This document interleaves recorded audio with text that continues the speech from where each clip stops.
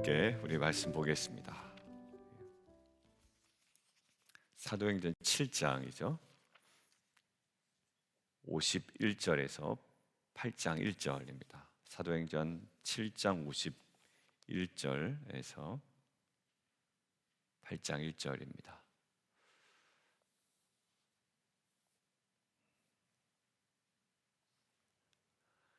스데반 집사의 어찌 보면 설교인데, 이 설교의 긴 내용의 핵심이 무엇인지를 어제 우리가 나눴습니다.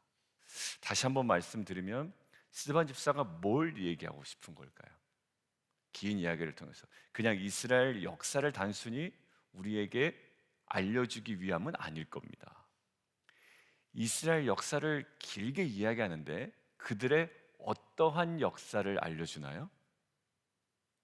반역의 역사를 알려주죠. 그들이 누구를 거부했죠? 모세를 거부했습니다. 그리고 그 전에 어떤 스토리를 얘기하던가요? 그들이 요셉을 팔았습니다. 그리고 하나님은 다른 신들을 섬기는 이스라엘에게 버려졌죠.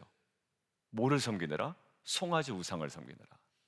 그러니까 지금 스데반이 집중하고자 하는 것은 이스라엘의 반역의 역사를 이야기합니다. 그걸 왜 얘기할까요?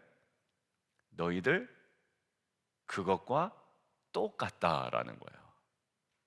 그러니까 이스라엘이 여호와께 반항한 것과 동일하게 지금 이런 너희들의 거부와 반항이 유대인에게서 누구를? 예수에 대한 거부와 반항으로 동일한 모습으로 이어지고 있다라고 이야기를 하는 거죠. 그러니까 결국 유대인들이 진정한 구원자인 예수 그리스도를 거부한 것을 지적하고 있는 거예요. 그러니까 어제도 진정한 이스라엘 백성을 구원할 모세를 계속 거부하죠. 사실 모세가 애굽 사람을 죽인 것은 출애굽기에서는 굉장히 너무 서두른다라는 느낌을 우리에게 계속 던져주고 있습니다. 그래서 우리가 그것들을 묵상할 때 그 모세의 좀 40세의 미숙한 모습을 우리가 묵상할 때도 있거든요. 근데 어제 본문 스데반은 전혀 거기 언급하지 않아요. 오히려 누구요? 그 모세를 거절한 이스라엘 백성에 대한 어떻게 보면 경고, 책망의 메시지가 더 강하게 담겨져 있단 말이죠. 그러니까 지금 스데반 집사님이 설명하려고 하는 내용의 핵심은 이스라엘의 배교, 이스라엘의 거부, 이스라엘의 반항의 모습이 지금 고스란히 유대인들 너희에게도 있다. 누구를 향한? 예수를 향한 이 이야기를 하고 있는 겁니다. 자, 그 관점에서 한번 볼까요? 52절 보겠습니다. 긴 스토리의 어찌 보면 핵심인데, 너희 조상들이 한 일을 잘 봐라 라는 거예요. 똑같다라는 거예요. 52절. 선지자들 중에 누구를 박해하지 아니하느냐. 근데 그 선지자들의 내용이 뭐죠? 의인이 오시리라 라고 예고한 자들이거든요. 근데 그들을 어떻게? 그들이 죽였다. 실제로 그랬죠. 선지자들을 박해합니다. 그 선지자들을 죽입니다. 그 내용이 뭔데요? 예수 그리스도에 대한 그 예언, 하나님께서 허락하신 그 말씀을 전하는 그들을 박해하고 심지어 죽이기까지 합니다. 그런데 이제 너희는 뭐다? 똑같은 사람들인데 그 의인을 잡아준 자요 살인한 자가 되었다라는 거예요. 여러분들, 이스라엘의 역사를 가운데 지금 유대인과의 연속성을 가지고 지금 뭐하고 있나요? 고발하고 있습니다. 자, 그럼 이 유대인들이 실상은 뭔가요? 자, 51절. 목이 곧고 마음과 귀에 할례를 받지 못한 사람들이라고 나와 있습니다. 그래서 너희 조상과 같이, 자, 지금 보세요. 스데반이 자꾸 어디를 강조하려죠? 너희 조상과 같이. 52절. 너희 조상들이 한 것처럼, 이렇게 되죠. 우리는 지금 무엇을 발견해야 될까요? 이스라엘 백성이 구약에 저지른 그러한 배교와 반역과 거부, 그리고 그것과 동일한 예수님을 거부한 유대인들의 있는 모습, 그것이 지금 2023년을 살아가는 우리들의 모습 속에서도 여전히 아직 꿈틀대고 있는 모습을 사실 묵상해야 하고 또 바라볼 수 있죠. 근데 거기 핵심 뭐라고요? 마음과 귀에 할례를 받지 못함, 그리고 궁극적으로 항상 성령을 거스른다. 하나님께 불순종한 모세 때와 같이 이사야 때 행한 이스라엘의 어찌 보면 그 행동과 동일하게 지금 항상 성령을 거스른다. 여러분들 이사야서 63장 한번 보시죠. 이사야서 63장. 구약에 성령이라는 그 표현이 나온 본문입니다. 이사야서 63장 10절 보겠습니다.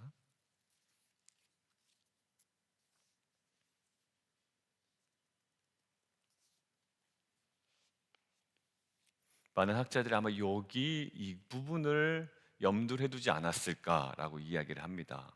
자, 이사야서 63장 10절 읽기 전에 여러분들 성경책의 7절 소제목이 뭐라고 되어 있나요? 이스라엘에게 베푸신 은총이죠.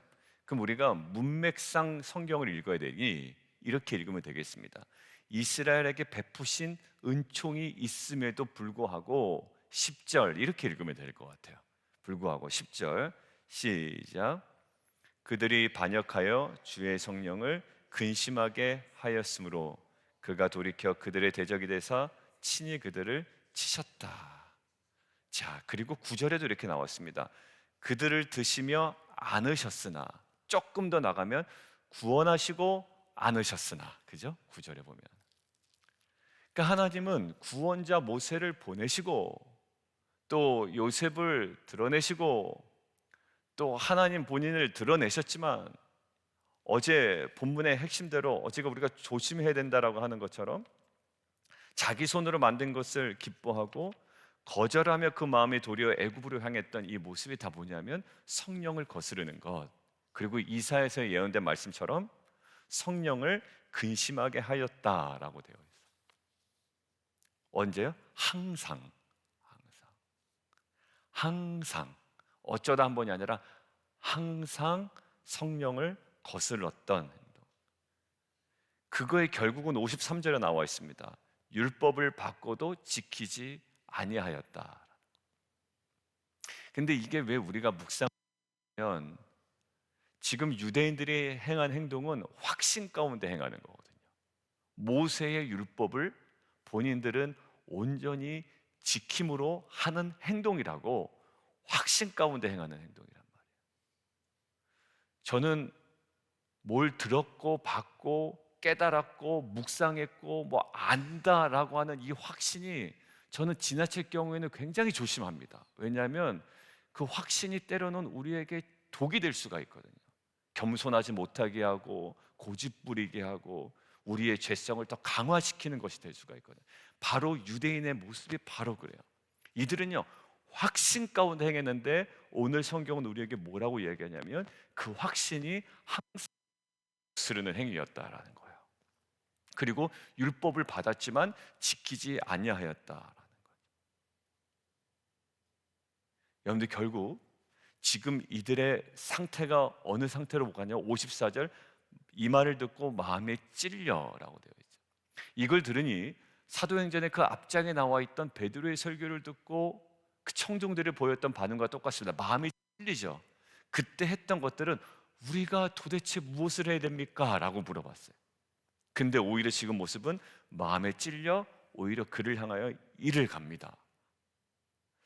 여러분들 오늘 본문을 통해서 오늘 저와 여러분이 좀 묵상하기를 원하는 것은 우리가 갖고 있는 확신이 때로는 회개의 지점이 될 수 있다라는 거예요.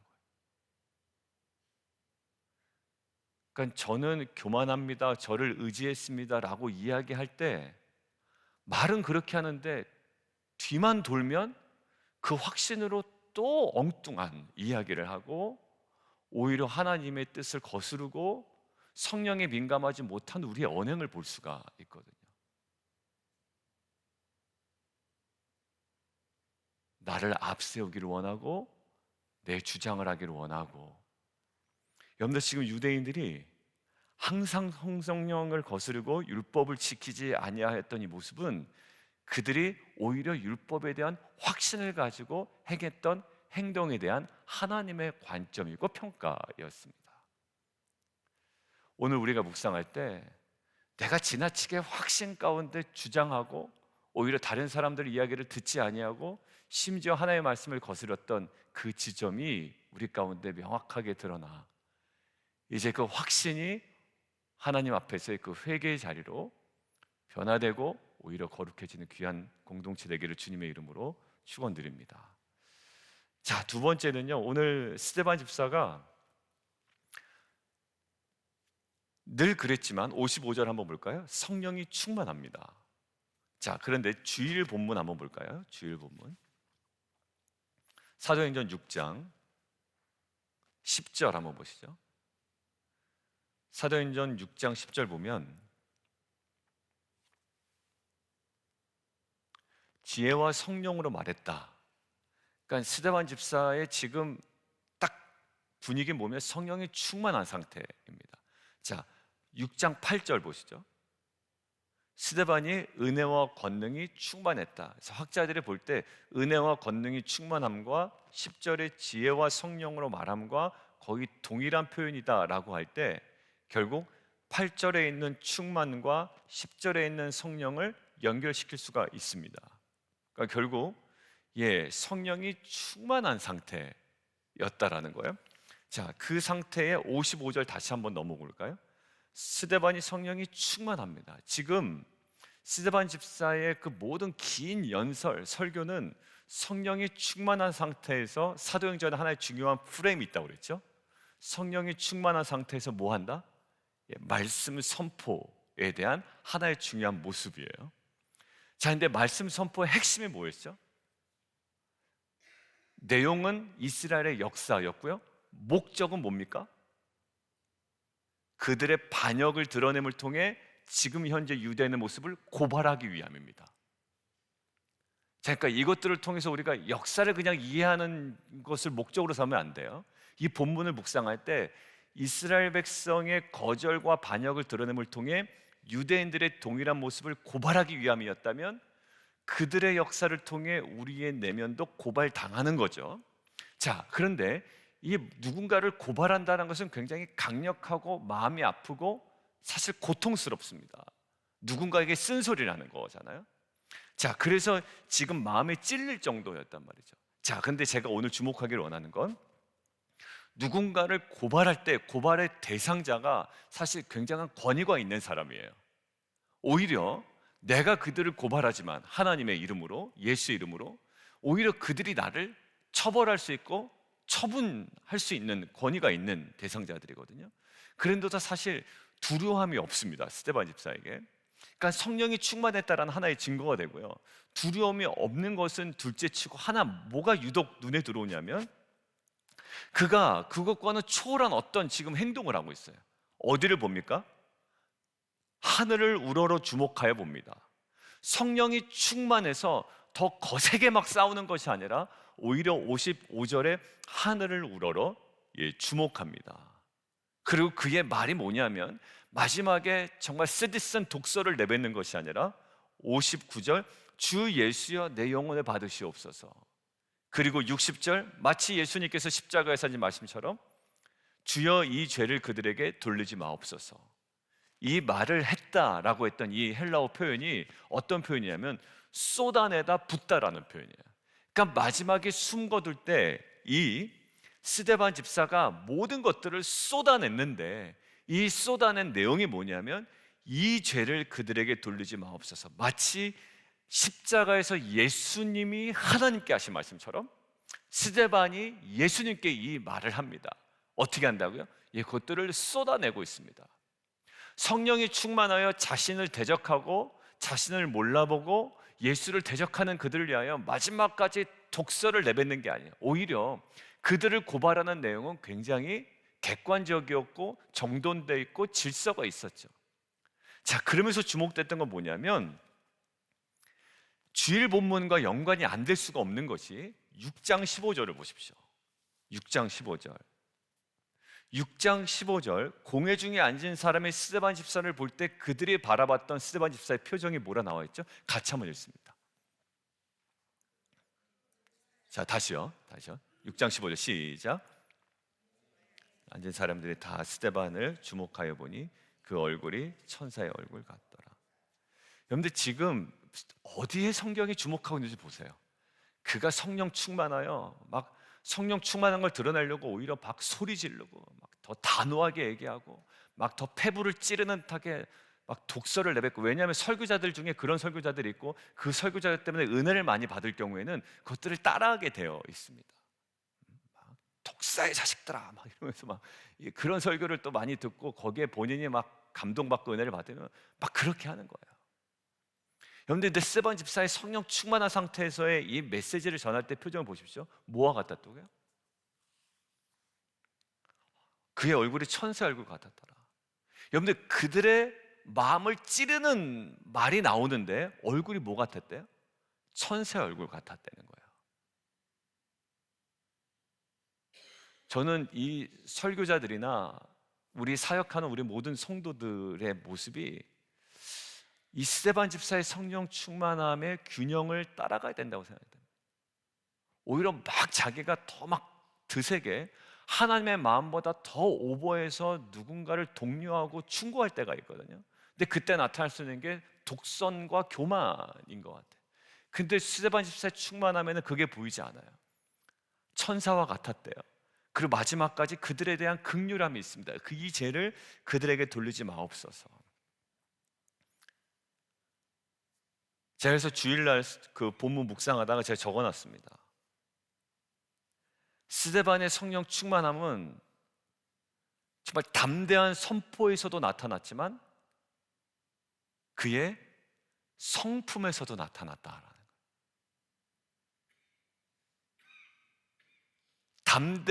담대한 선포에서 나타났지만 그의 성품에서도 성령 충만함이 드러났다. 그래서 제가 적어놓은 게 성령의 무슨 열매가 있죠? 9가지 열매. 다 뭐에 관한 내용이었던 거예요? 가만히 보니까 성품에 관한 내용이에요. 그러니까 어정쩡하게 신앙생활할 때 다른 사람들에게 충고할 때 모습이요 되게 싸나울 때가 있어요. 그 사람들 모르는 사람들이잖아요. 막 싸나울 때가 있어요. 오히려 믿는 사람이 담대한 선포라는 미명 아래 싸나우게 나갈 때가 있거든요. 근데 지금 성품이 나타납니다. 그러니까 그 한 학자의 글 중에 얘기했어요. 무디가 이런 얘기를 했대요. 진정한 성품은 어디에서 나타난다? 어둠 속에서 가장 잘 드러난다. 박해 가운데. 지금 스데반 집사의 성품이 어디서 잘 드러났죠? 가장 담대하게 선포해야 되는 그때. 그러나 그 담대한 선포를 받아들이지 못하고 오히려 박해 가운데 있는 그때에 스데반 집사의 성품이 6장 15절에서도 천사와 같은 얼굴로 드러났고, 지금 뭐죠? 마지막 모든 것들을 쏟아내는 그 부르짖음 속에 스데반 집사의 성령 충만함이 그 성품을 통해서 온전히 잘 드러났습니다. 여러분들, 저와 여러분이 믿음의 담대함을 가지고 우리가 말씀을 전하고 사역을 하고 선포하지만, 여러분들 우리가 그냥 매력적으로 그냥 뭔가 속 시원하게 매력적으로 느끼는 어떤 사람들의 그 외적인 모습에 괜히 끌리지 않았으면 좋겠어요. 왜? 그것들은 사실 우리가 보장하지 못하는 모습이기 때문에 그래요. 때로는 연기도 합니다. 때로는 우는 척도 합니다. 울부짖는 척도 하고요. 그런데 그거보다 더 중요한 건 뭐냐면 평생 드러나는 우리의 성품. 예수님 마지막 때 십자가에 보이셨던 것, 그리고 스데반 집사가 마지막까지 성령 충만한 상태에서 잃지 않았던 그 고난 속에서 어둠 속에 나타났던 그 성품이에요. 여러분들, 이 성품이 어디서부터 나왔을까? 이것만 보고 마치겠습니다. 자, 55절 어디를 바라봐요? 하늘을 우러러 주목합니다. 여러분들, 이것에 대한 확신이 없으면요, 내가 내 힘으로 나의 분을 못 이겨서, 어떻게 저렇게 믿지 않을 수가 있냐라고 분을 못 이겨서 이게 내 삶의 균형이 다 깨지게 되어 있는데, 그 스데반 집사가 그때 어디를 바라보냐? 하늘을 우러러 봅니다. 여러분들, 시편의 말씀에 뭐라고 나냐면 내가 어디를 향하여? 산을 향하여 눈을 들이라. 나의 도움이 어디서 온다고요? 천지를 지으신 여호와께로다. 여러분들, 그때 우리가 누구를 바라보느냐는 매우 중요한 거예요. 여러분들, 사역하다가 성질 내는 경우도 너무나 많이 봤어요. 분내고 힘들어하고. 근데 스데반 집사는 물론 그것에 대해서 아픔이 있었겠지만 막 그들이 소리를 지르고 일제히 그에게 달려들고 이를 갈고 돌을 던졌지만 그럼 뭐합니까? 내 영혼을 받으십시오, 그리고 그들에게 돌리지 마십시오 라는 끝까지 성령 충만한 스데반 집사에 나타난 예수의 성품이 드러나는 거예요. 어디를 바라봐요? 하늘을 바라보고 예수를 바라봅니다. 근데 중요한 거예요, 예수를 바라본다는 게 우리에게 무슨 말일까요? 결론이 오늘 그냥 예수를 바라봅시다라고 끝나면 정말 허무할 것 같은 느낌이 드는 거예요.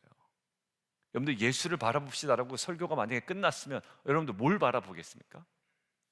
하늘을 바라보고 예수를 바라보자. 근데 학자들이 거의 동일하게 이야기하는 경우가 있습니다. 뭐냐면 예수의 성품과 사역을 주목하는 거예요. 예수의 성품과 사역을 주목하는 겁니다. 예수님이 어떤 분이신지, 그리고 사역, 예수님이 어떤 일을 행하셨는지를 주목하는 거예요. 여러분들, 그곳에 은혜가 있고 그로 인하여 성령께서 결국 그 예수의 사역과 성품을 주목하게 함으로 말미암아 이제 그 어떠한 외부적 상황에 어려움이 있더라도 그것들을 뛰어넘는 은혜를 주시는 줄 믿습니다. 여러분들, 이것이 어떤 부분인지 한번 찾아볼까요? 히브리서에 동일하게 나와 있어요. 여러분들, 히브리서. 바라본다라는 것이 과연 무엇인가? 스데반 집사도 지금 뭔가를 바라보고 있지 않습니까? 실제적인 영의 눈이 열렸든 물리적인 눈이 열렸든 그것이 환상이든 실제이든 정말 바라보고 있지 않아요? 그리고 그것 때문에 스데반 집사는 그때 이후로 초월합니다. 그 모든 것으로부터. 56절 다시 한번 보죠. 하늘이 열리고 인자가 하나님 우편에 서신 것을 본다. 스데반 집사는 진짜 본 거예요. 어디에? 예수님이 하나님 우편에 계신 것을 봅니다. 근데 앉아 계신 거냐를 보면 서 계신 것을 봅니다. 자, 히브리서 12장 보죠. 히브리서 12장 1절과 2절입니다. 제가 읽습니다. 이러므로 우리에게 구름같이 둘러싼 허다한 증인들이 있으니 모든 무거운 것과 얽매이게 쉬운 죄를 벗어 던지고 인내로서 우리 앞에 당한 경주를 하고. 지금 히브리서는 고난 가운데 있는 이 성도들을 격려하기 위한 서신이죠. 공동서신 중에 하나고, 그들이 유대교로 돌아갈래? 라고 할 때 아니야, 예수 그리스도가 진정한 우리의 구원자야, 너네 절대 돌아가면 안 돼 라는 마음으로 쓴 편지입니다. 자, 2절 같이 한번 읽을까요? 시작. 오케이, 거기까지요. 지금 여기서도 어디를 주목하게 합니까? 유대교로 돌아갈래? 나 너무 힘들어 라고 지금 이야기하는 이들에게 뭐 하라고요? 예수를 바라보래요. 자, 그런데요, 이런 게 제일 어려운 거예요. 믿음이 없고 신앙생활 처음 하는 사람한테. 우리는 그냥 느낌으로라도 알죠. 근데 예수를 바라봅시다 라고 하면 도대체 그게 무슨 소리냐라는 거예요. 근데 여기 가만히 보십시오. 예수를 바라보라 라고 하는데 그게 뭐 어떻게 설명되어 있냐? 믿음의 주여 온전하게 하시는 예수. 여러분들, 예수를 바라보라고 할 때 어디에 주목합니까? 예수님의 성품과 사역의 뒷부분 연결해 볼까요? 예수를 바라보자 끝이 아니라, 그래 이제 예수를 바라보면서 이겨내. 도대체 답답하단 말이에요. 예수를 바라보는 게 어때요? 스데반 집사는 봤는데 나는 안 보이죠. 그런데 학자들이 정말 그래서 이렇게 얘기한 거예요. 어디를 주목해라? 성품과 사역을 주목해라. 자, 뒷부분에 뭐라고 나와 있습니까? 그 예수님이 한 사역이 나와 있습니다. 예수님은, 그는 그 앞에 있는 기쁨을 위하여 십자가를 참으사 부끄러움을 개의치 아니하시더니 지금 어디 계시다? 하나님 우편에 계시다. 자, 스데반 집사가 가장 고통스러울 때 어디를 봤죠? 하나님 우편에 서 계신 예수를 바라보죠. 근데 지금 히브리서가 동일하게 이야기할 때 그 예수를 바라보고 할 때 하나님 우편에 계신 예수를 바라보래요. 근데 이것이 왜 주목돼야 되냐면 이제 설교의 본론이자 결론입니다. 왜 하나님 우편에 계신 예수가 중요하냐면 하나님 우편에 계신 예수님은 어떤 예수님인가요? 이 땅 가운데 하늘의 영광을 버리시고 종의 형체를 가지셔서 십자가에 죽으시고 그리고 3일 만에 부활하셔서 승천하신 이후에 계신 분이 하늘 보좌에 계신 예수님이라고요. 이 예수님은 무엇을 이루시고 무엇을 이루시기 전에 예수님일까요? 초림을 이루시고 재림을 이루시기 전에 예수님이라고요. 그래서 지금 히브리서에 나오는 하나님 보좌 우편에 앉아 계신 예수님은 이미 무엇을 이루신 분? 이미 십자가의 죽음과 부활을 이루시고 승천하신 예수님이고 어떤 예수님이요? 다시 오실 예수님이에요. 그러니까 이것은 우리의 신앙 고백인 겁니다. 그러니까 예수를 바라보라라고 하는 것은 멍하니 그냥 하늘을 쳐다보라는 것이 아니라 그가 행한 사역과 그 예수님의 그 성품을 우리가 바라볼 때 스데반 집사가 한 거 아무것도 없어요. 오직 예수께서 보내신 성령에 충만하여 그의 눈이 열려 하늘 보좌에 서 계신 예수님을 바라봤다라는 것은 그분이 행하신 사역과 성품을 주목함으로 말미암아 그가 이제 더 이상 그의 돌을 던지고 그에게 귀를 막고 달려들고 소리를 지르는 외부의 모든 소음으로부터 차단되어 오히려 이제는 그들을 위하여 간구하는 성령의 충만한 예수의 성품을 닮아가는 마지막 모습이 스데반 집사의 마지막 모습이었다. 사역할 때 싸나워지는 경우가 있습니다. 나의 것을 주장하고 또 뭔가 관철되지 않을 때 자꾸 내 경험 막 끌고 들어오고 이야기를 하는 거죠. 여러분들 이제 스데반 집사는 마지막 오늘 제목이 용서와 순교로 따르는 십자가의 길, 오늘 제목이요. 근데 그 용서는요 성품에서부터 나오지 않으면 안 돼요. 저는 어떤 선교사님, 어떤 목사님들을 막 선호하는 그 성도들의 모습이 똑같이 싸나워지는 모습을 많이 봤거든요. 그런 식으로 얘기합니다. 그러니까 그것 때문에 오히려 상처를 받아요, 성도들이. 그거는 그분 선교사님만, 그분 목사님만 갖고 있는 독특함이에요. 괜히 따라해서는 안 돼요. 그분의 단호함이 내 스타일이 아닌데 자꾸 따라하면 안 됩니다. 우리는 누구를 따라야 될까요? 예수님을 따라가야죠. 뭐 그 선교사님, 그 목사님 따라한다고 내가 그분처럼 되나요? 아니요, 그렇지 않아요.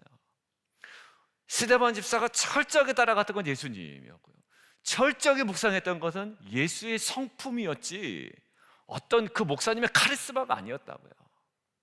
예수의 성품과 예수의 사역을 주목할 때 그때 은혜가 역사합니다.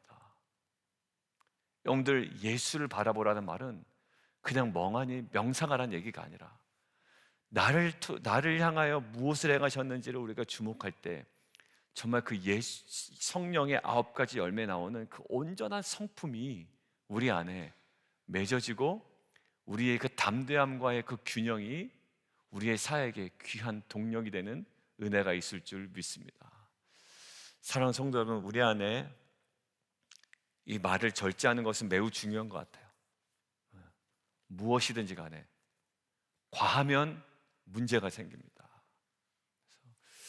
이 스데반 집사의 굉장히 절제 있는 모습, 그러나 이 담대한 선포, 그리고 마지막에 나타난 그 예수의 성품이 빛과 소금으로 살아가기로 우리가 작정한 우리 공동체의 평생의 삶이 되기를 원합니다. 우리 함께 기도하며 나가도록 하겠습니다. 여러분들, 제가 어느 교회에서 오랫동안 이제 성도로 있었는데요, 담임 목사님이 바뀌니까 부사역자 스타일도 바뀌더라고요. 그래서 제가 사모랑 얘기했습니다. 야, 그 담임 목사님 바뀌니까 부사역자 스타일도 바뀐다. 찬양 인도할 때 스타일도 바뀐다. 뭐 설교할 때 마무리되는 말도 바뀐다. 예, 바뀌어요. 그렇게 바뀌더라고요. 여러분들 근데 그게 물론 좋습니다. 통일성도 보이고 뭐 괜찮은 것처럼 보이지만 저는 예수를 닮아가는 게 더 좋다고 생각이 들어요. 누구를 이렇게 많이 보고 누구를 많이 따라가게 되면요, 그 사람 스타일로 바뀌게 돼 있어요. 말도 막 그 사람처럼 하려고 그러고, 막 어찌 보면 뭐 강한 스타일 아니면 뭐 특정한 온유한 스타일, 뭐 그게 어찌 되었든지 간에 근데 그게 썩 좋아 보이진 않더라고요. 그게. 왜냐하면 예수를 닮아가는 모습은 점점 사라지게 돼요. 스타일만 남아요. 스타일만.